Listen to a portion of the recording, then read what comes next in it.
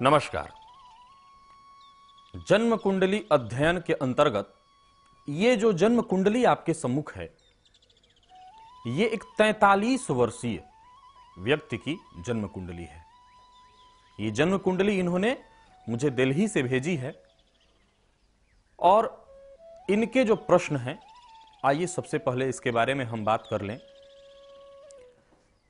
1994 12वीं की पढ़ाई पूरी करने के बाद इन्होंने इंपोर्ट एक्सपोर्ट का लाइसेंस लिया और ग्रीक और कनाडा, इन दो देशों में कपड़े की सप्लाई, कपड़े का बिजनेस इन्होंने प्रारंभ किया।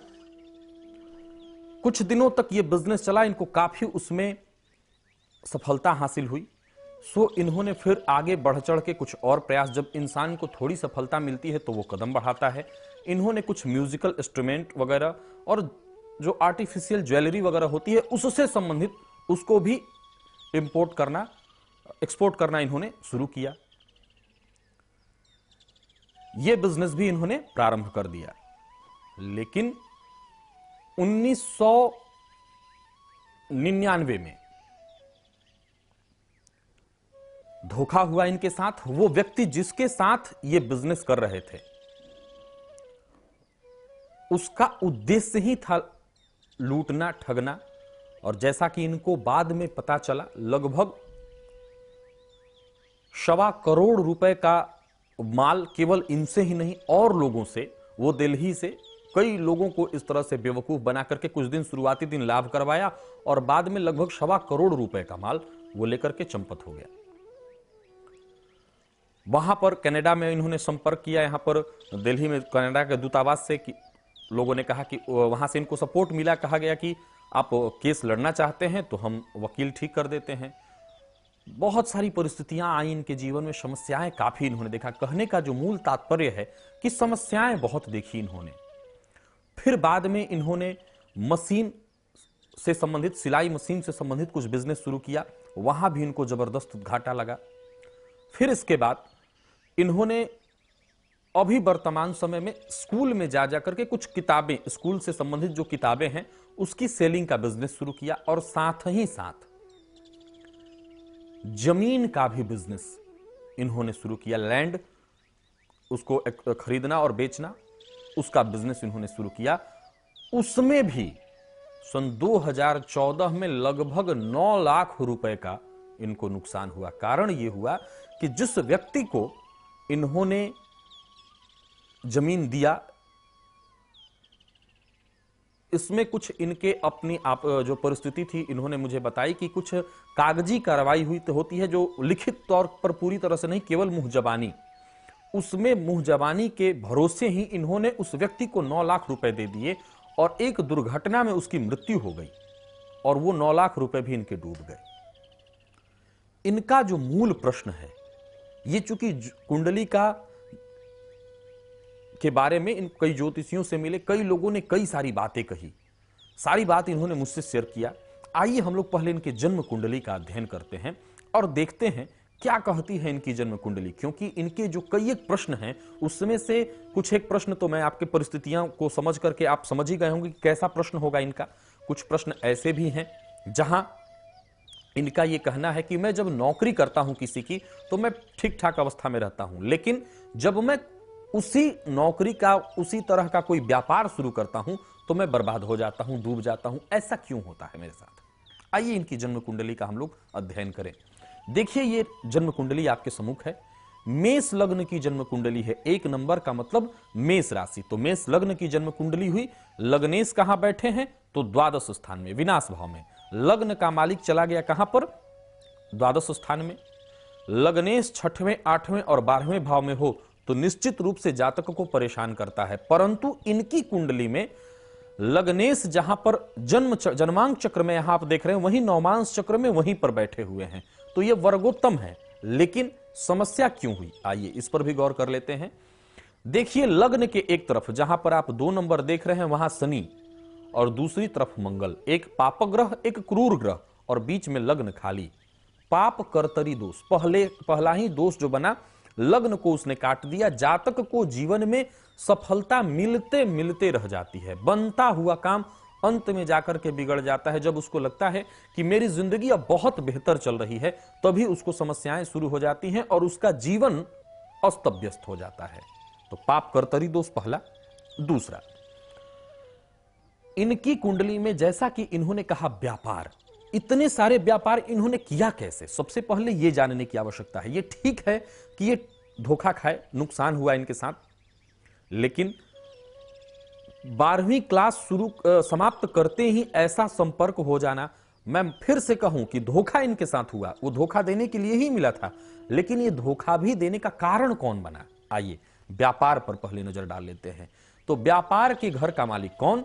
इनकी कुंडली में देखिए जहां 7 नंबर लिखा है, यही है कुंडली का पत्नी का घर और व्यापार का घर। व्यापार के घर का मालिक कहां बैठा है?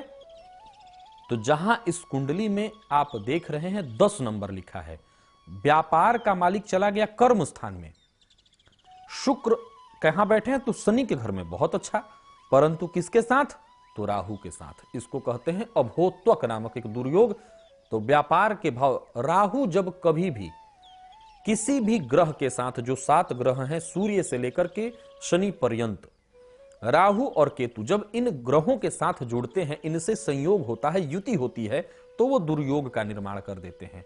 और इस तरह के दुर्योगों का जब निर्माण होता है तो जातक के जीवन में वो जिस क्षेत्र को संबंध बनाते हैं, उस क्षेत्र को परेशान करके खराब करके रख देते हैं। तो इनकी कुंडली में व्यापार के घर का मालिक, और वो चला गया कहां पर? तो है कर्म स्थान में, परंतु राहु के साथ होने के चलते अभोत्वक नामक दुर्योग। अब आगे देखिए, देखा जाए तो इनकी कुंडली में कई ज्योतिषियों ने कहा कि आपकी कुंडली में कुछ बहुत अच्छी स्थितियां हैं, पर आपके साथ ऐसा क्यों हो रहा है? वो अच्छी स्थितियां क्या है, पहले उस पर हम लोग गौर करते हैं। देखिए इनकी कुंडली में 9 नंबर जहां लिखा हुआ है, वहीं पर बृहस्पति, बुध और सूर्य 3 ग्रह बैठे हैं।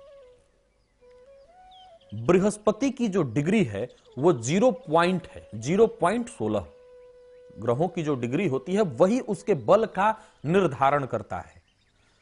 कोई ग्रह जो 0 डिग्री पर है, मैं बार बार एक बात कहता हूं कि ग्रह का जो बलाबल है वो 5 डिग्री से लेकर के 20 डिग्री तक विशेष बली होता है। 25 डिग्री तक जाते जाते वो ग्रह मृतावस्था में चला जाता है। तो इनकी कुंडली में कितना है? तो 0 डिग्री पर। हालांकि बृहस्पति भाग्य स्थान में, और वो भी स्वराशिस्थ, सबसे ज्यादा कारक यहां पर बृहस्पति ही होते हैं। तो कारक तो हैं, परंतु उस कारकत्व का लाभ नहीं मिल पा रहा है, कारण उनकी डिग्री 0। आगे बुध और सूर्य का यहां पर बुधादित्य योग देखा जाए तो यह भी एक अच्छा योग, सूर्य और बुध का बुधादित्य अच्छा योग, लेकिन प्रभाव वहां पर न मिल पाना, कारण कि ग्रहों की जो ये डिग्री है वो बिल्कुल अनुकूल नहीं बन पा रही है। ग्रहों का जो प्रभाव है वो इनको प्राप्त नहीं हो पा रहा है, जिसके कारण जीवन में स्थिरता नहीं। जब सूर्य का प्रभाव वीक हो, चंद्रमा कुंडली में कमजोर हो, वो सही प्रभाव न दे पा रहा हो, तो उसका भी आप देख लीजिए चंद्रमा कहां है। मूल नक्षत्रों में, ग्रहों में जो 2 मूल ग्रह हैं सूर्य और चंद्रमा, अगर ये कुंडली में कमजोर हों तो मैंने प्रायः देखा है कि बाकी ग्रह कितने भी बली हों, ऐसे जातक को जीवन में एक सही मार्गदर्शन, सही दिशा प्राप्त नहीं होती है। कारण सूर्य है आत्मविश्वास, कॉन्फिडेंस, और चंद्रमा है मन। अगर ये दोनों के दोनों कुंडली में सही दिशा में न हो, कमजोर हो, तो आपके पास बाकी के कितने भी ग्रह बली क्यों न हो, सफलता आपको नहीं मिल पाएगी। अब इनकी कुंडली में चंद्रमा पर नजर डालिए। चंद्रमा इनकी कुंडली में 6वें भाव में 6 नंबर जहां लिखा है वहां पर बैठे हैं। और कैसे हैं? तो दोनों तरफ आप देखिए, 5 नंबर भी खाली और 7 नंबर भी खाली। एक महा सत्यानाशी दुर्योग, इसको सत्यानाशी ही कहा जाए, क्योंकि कई एक राजयोग लगा हो, उन राजयोगों को अकेले ये केमद्रुम योग बर्बाद कर देता है।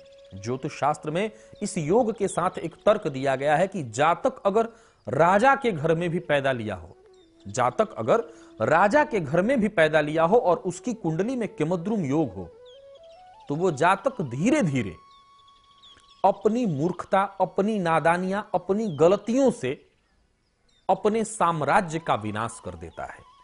अगर ऐसा जातक गरीब घर में पैदा लिया है तो अपने गलत डिसीजन के वजह से दर दर की ठोकर खाना दाने दाने को मोहताज हो जाता है। आप भी देखिए, अगर ये कुंडली में दुर्योग है तो बहुत सारे राजयोग क्यों न हो, ये दुर्योग पीछा नहीं छोड़ता। ऐसे जातक को जीवन में करोड़पति बनाकर के फिर रोड पर ले आ देता है। कारण चंद्रमा मन है और मन के अगल बगल मन को जब तक जकड़ के ना रखा जाए, मन की गति बहुत तेज होती है और चंद्रमा मन है, उसके दोनों तरफ जब कोई ग्रह ना हो तो वो अकेला हो जाता है और अकेला खुला मन केवल संचरण करेगा, कल्पनाएं करेगा, गलत डिसीजन लेगा और उस कल्पनाओं के वशीभूत अगर जातक कार्य कर दे तो नुकसान उसका होना तय है। तो इनका जो प्रश्न है कि क्या जीवन भर ऐसे ही चलते रहेगा, और सवाल यह उठता है कि जमीन से संबंधित इनको नुकसान क्यों हुआ। जमीन का जो इन्होंने कारोबार कर रखा है या किया इन्होंने, उसमें इनको नुकसान का सामना क्यों करना पड़ा। वैसे तो मंगल इनकी कुंडली में वर्गोत्तम है, लग्न में भी जहां जन्मांक चक्र में बैठा वहीं नौमांश चक्र में भी, परंतु मंगल व्यय भाव में होकर के जमीन से संबंधित बिजनेस का कारक कौन है, तो मंगल। हालांकि इनकी भी कुंडली में देखिए चंद्रमा और मंगल आमने सामने, ये लक्ष्मी योग है, लेकिन इस लक्ष्मी योग का जो लाभ मिलना चाहिए वो इनको प्राप्त नहीं हो रहा। कारण कि लक्ष्मी योग किसी भी व्यक्ति की कुंडली में, मैं बार बार कहता हूं, योग अगर सही जगह पर न लगा हो तो उस योग का प्रभाव जातक के जीवन में मिल ही नहीं पाता जितना उसको मिलना चाहिए। तो योग तो इनकी कुंडली में अवश्य है, पर उस योग का लाभ कितना, तो वो देखा जाए, अगर उस पर विचार किया जाए तो वो नगण्य। कारण क्योंकि वो छठवें और विनाश भाव, द्वादश भाव से संबंध बना रहा है, कोई विशेष लाभ नहीं। अब आगे देखिए, इनकी कुंडली में जैसा कि मैं देख पा रहा हूं, धन भाव में शनि स्वराशिष्ट और शनि और शुक्र का परिवर्तन योग बना हुआ है। योग कमजोर नहीं है, खराब नहीं है, परंतु जैसा कि मैंने कहा ना कि केमद्रुम एक ऐसा अकेला दुर्योग है जो अच्छे से अच्छे राजयोग हो, कुंडली में भरे हुए हो राजयोग, उन सबको तबाह कर देता है। और फिर जैसा कि परिस्थिति इस कुंडली में मैं देख पा रहा हूं, समझ पा रहा हूं, मुझे ऐसा लगता है कि बहुत ज्यादा टेंशन करने से और बहुत ज्यादा परेशान होने से कहीं ज्यादा जरूरत है कि चिंतन किया जाए और इन दुर्योगों का निदान किया जाए। किसी भी व्यक्ति की कुंडली में ये चंद्रमा जो केमद्रुम योग लगा करके बैठा हुआ है, हो सकता है मैं भी कई बार इसके उपाय बताता हूं, केमद्रुम योग की शांति कराना। लेकिन अगर किसी व्यक्ति की जन्म कुंडली में ये दुर्योग है तो एक काम अवश्य करें, आप और कोई शांति कराएं अथवा न कराएं, केमद्रुम की शांति कराएं अथवा न कराएं, भगवान शिव की आराधना करिए। अगर आपकी कुंडली में केमद्रुम योग है तो निश्चित इसका दुर्योग आपको अपने जीवन काल में देखने को मिलेगा ही मिलेगा, ये छोड़ नहीं सकता आपको। बस एक ही रास्ता है और वो रास्ता है ये कि जातक भगवान शिव की खूब आराधना करे, प्रत्येक सोमवार को दूध और काले तिल के मिश्रण से रुद्राभिषेक करे। ओम ह्रौम जुम सह, इस मंत्र से जितना देर तक हो सके भगवान शिव पर रुद्राभिषेक करे। आप देखेंगे कि धीरे धीरे ही सही, पर केमद्रुम योग होने के बावजूद समस्याएं तो आ रही हैं, बनता काम बिगड़ भी रहा, परंतु वो बन भी जा रहा है, उसमें समस्या होने के बावजूद उसमें सफलता कहीं ना कहीं प्राप्त हो जा रही है। तो अगर ये छोटा छोटा उपाय किया जाए तो निश्चित रूप से सफलता मिल सकती है, चाहे किसी भी व्यक्ति की कुंडली में कैसा भी दुर्योग क्यों न हो। भाग्येश बृहस्पति बहुत वीक है, तो निश्चित रूप से 6.25 रत्ती का पोखराज सोने की अंगूठी में बनवा करके तर्जनी उंगली में गुरुवार के दिन दाहिने हाथ में धारण करें। साथ ही साथ सूर्य इनकी कुंडली में पंचमेश ज्ञान भाव का मालिक है और वो कहां बैठा है, तो भाग्य स्थान में। सूर्य को नियमित नित्य प्रति जल चढ़ाएं, सबसे ज्यादा आवश्यक है जल चढ़ाना सूर्य को, सूर्य की नियमित आराधना करना। 2 नवंबर 2014 तक शनि की 7.5 थी, जिसमें इनको जितना बर्बाद होना था ये हो लिए।